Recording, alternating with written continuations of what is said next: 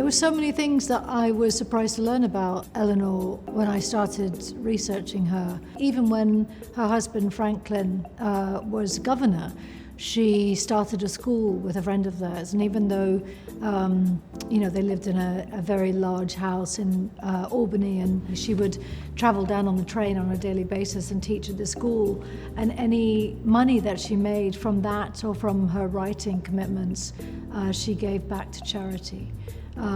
And I was also surprised to learn that she had written 24 books and that she continued to do a daily column,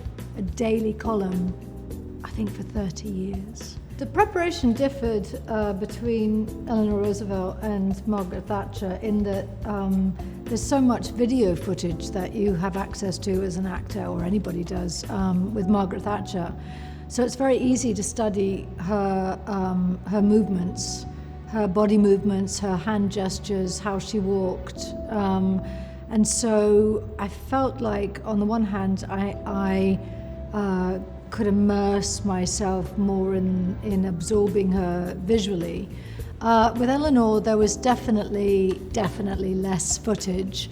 It was really about her voice and a holding of the face, I guess, for Eleanor, which was the same with Thatcher, but I guess just where my focus was in absorbing Eleanor was as much as anything in the reading of information about her. It was fascinating to look at the threads of their early lives and to how they ended up behaving and how their personalities developed later on when they were in the public eye.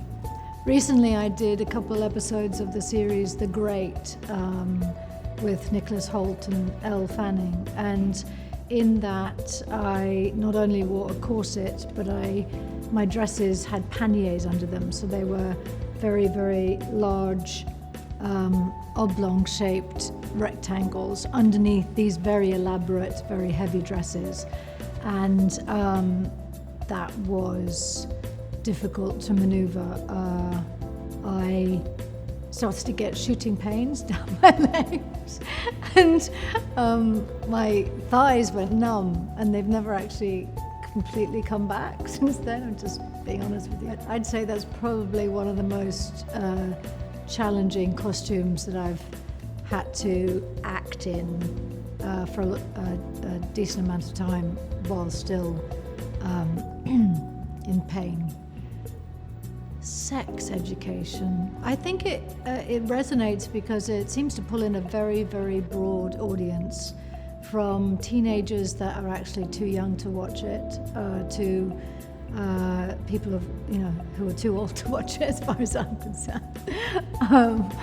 But it's the show has a lot of heart, and it embraces all different kinds, types, shades of human beings, and I think has contributed to helping people feel that they're okay, no matter how they are or who they are or what they look like, that there is a potential for compassion and understanding. I find often that I don't know where to look for articles that expand my mind or expand my understanding of the human condition, or that I find, I do listen to news podcasts, I listen to crime podcasts, I listen to a lot of variety, but I thought that it would be fun to do something where I kind of participated in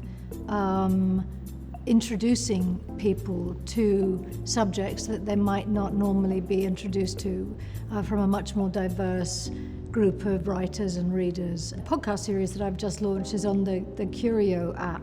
The show is every Thursday, every couple of weeks, and it's new. I'm enjoying it, and I hope people like it.